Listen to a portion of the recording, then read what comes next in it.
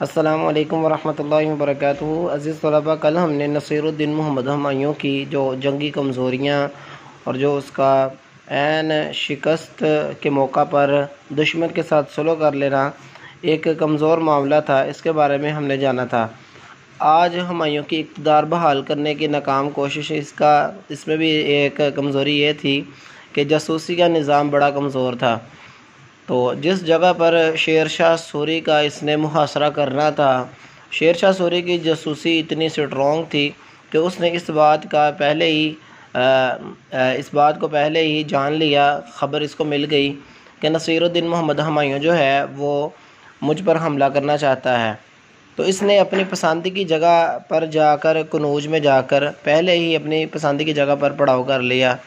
जिस वक्त हमला हुआ तो नसीरुद्दीन मोहम्मद हुमायूं को बड़ी बुरी तरह शिकस्त हुई और हुमायूं को शेर शाह सूरी को फ़तह हासिल हुई।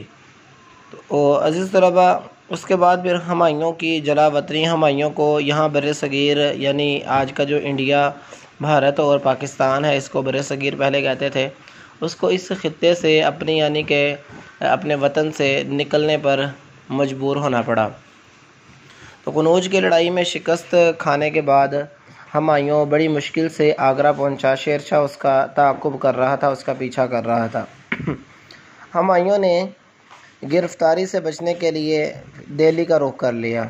आगरा से हुमायूं के निकलते ही शेर शाह ने आगरा पर कब्ज़ा कर लिया। दिल्ली में अब रुकना हुमायूं के लिए सख्त ख़तरे का बायस हो सकता था। उसने लाहौर की तरफ रवाना होना बेहतर समझा। अब दिल्ली पर भी शेर शाह सूरी का कब्ज़ा हो गया था। लाहौर से हुमायूं सिंध पहुंच गया। फिर यहाँ से उसने कंधार का रुख किया। उस ज़माने में उसका भाई मिर्ज़ा अस्करी कंधार का गवर्नर था। उसने इस मुश्किल वक्त में हुमायूं की मदद करने के बजाय उसे गिरफ़्तार करना चाहा। हुमायूं अपनी जान छुड़ाकर बचाकर सरहद पार करके ईरान चला गया। जैसा कि हमने पीछे पढ़ा कि हुमायूं को बहुत सी मुश्किलात का सामना करना था, उसमें उसके भाई भी बड़े बेवफा थे।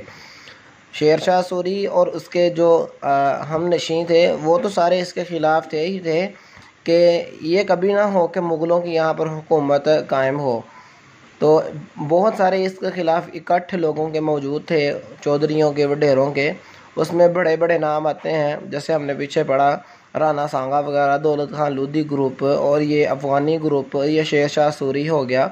इस तरह फिर क्या हुआ, ईरान उस ज़माने में एक मजबूत सल्तनत थी। मुग़लों के साथ ईरान के हुक्मरानों के साथ ताल्लुकात खासे बेहतर थे।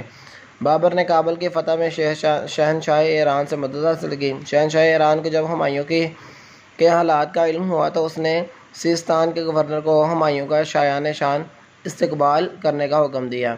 बल्कि शाह ईरान ने तमाम सूबाई गवर्नरों को हिदायत दी कि हुमायूं जिस रास्ते से भी गुजरे उसे इज़्ज़त व एहतराम से रखा जाए, यानी कि दुश्मन उसको नुकसान न पहुँचाए और उसकी मेहमान नवाजी की जाए, अच्छा इस्तकबाल किया जाए। ईरान में हुमायूं के सफ़र के दौरान बादशाह और हुमायूं के मबैन ख़त व किताबत का सिलसिला भी जारी रहा, यानी वो राब्ते में रहा। जब हुमायूं बादशाह के पास पहुंचा तो उसका बड़े पुरतपाक तरीके से इस्तकबाल किया गया, बड़े जोश व खरोश से हुमायूं को शाही मेहमान के तौर पर ठहराया गया। यानी फिर ईरान ने उसकी निगहबानी की, हिफाजत की दुश्मनों से, शेर शाह सूरी से या और इसके अलावा जो लोधी ग्रुप था और अफ़गानी ग्रुप था और ये जो राना सांगा के जो बाद वाले उसके तख्त-नशीं होने वाले वडेरे थे, उन सब से इनको बचाया। ईरान के पास इसने फिर बना ली। उसके बाद हुमायूं हिंदुस्तान वापस आता है।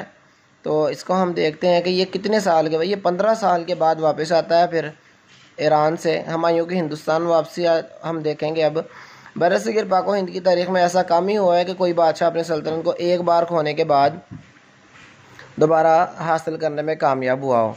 हुमायूं 15 बरस हिंदुस्तान से दूर रहा। इस अरसे में हिंदुस्तान का एक मजबूत, सही मानों में एक आदिल बादशाह शेर शाह सूरी और उसके ख़ानदान की हुकूमत रही। शेर शाह सूरी के इंतकाल के बाद उसका जानशीं इस्लाम शाह सूरी बना। वो एक अच्छा, मुंतज़िम मगर सख्त गिर इंसान था। उसकी सख्त गिरी से तंग आकर उसके कई वफ़ादार साथियों ने बगावत कर दी। सूबे में खुद मुख्तारी की लहर चल पड़ी। इस्लाम शाह सूरी की वफ़ात के बाद मुल्क में इंतशार पैदा हो गया। ये हालात हुमायूं के लिए अच्छे थे, साजगार थे। उसने 1554 में पेशावर पर कब्ज़ा कर ली। यहाँ पर अपनी पोजीशन मजबूत बनाकर लाहौर की तरफ पेशकदमी शुरू कर दी। हुमायूं ने 1555 में लाहौर पर कब्ज़ा करने के बाद दिल्ली पर भी कब्ज़ा कर लिया। यूँ हुमायूं ने अपनी खोई सल्तनत हासिल कर ली। इसके बाद हुमायूं अपने कुतुब खाने में मुताला कर रहा होता है, दिल्ली के पुराने किले में अपने कुतुब खाने में। तो मगरिब की नमाज़ का वक़्त होता है, सीढ़ियों से उतर रहा होता है, उसका पाँव फिसलता है और उसकी सर में चोट लगती है उसको, जिसकी वजह से उसकी मौत वाक़ई हो जाती है। ये वक्त होता है 1556 का। तो इस तरह उसकी वफ़ात हो जाती है। कल हम देखेंगे शेरशाह सूरी और उसका ख़ानदान। तो सबसे पहले इसके इब्तदाई हालात जानेंगे। आज अज़ीज़ तलबा हमने पढ़ा हुमायूं की इक़्तिदार बहाल करने की नाकाम कोशिश, उसके बाद हुमायूं को जो यहाँ से ज़िल्लत और ख़ारी का सामना करना पड़ा, हुमायूं की जलावतनी हो गई, और उसके बाद आखिर में हमने हुमायूं की हिंदुस्तान वापसी और वफ़ात के बारे में जाना। तो इसके सवालात मैं साथ टाइप कर देता हूँ, आपने वो अपनी कॉपी पर नोट करने हैं और इसको मुकम्मल देख लेना है, याद कर लेना है। अक्सर ये वाला सवाल पेपर में आता है, हुमायूं की हिंदुस्तान वापसी पर या हुमायूं की जलावतनी पर नोट लिखें। तो आपने अज़ीज़ तलबा इसको सब मुकम्मल को याद करना है। अस्सलाम वालेकुम।